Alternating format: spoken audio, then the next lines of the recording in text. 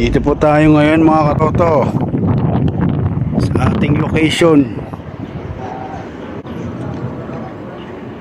Mainit. Silipin lang, pasilip ko lang po sa inyo yung yung venue, no. Nasa mataas po tayong lugar mga katoto. Ayan.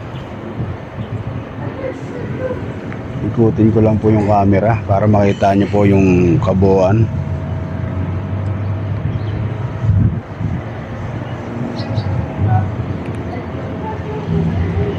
Tapos mayroong mga upuan dyan.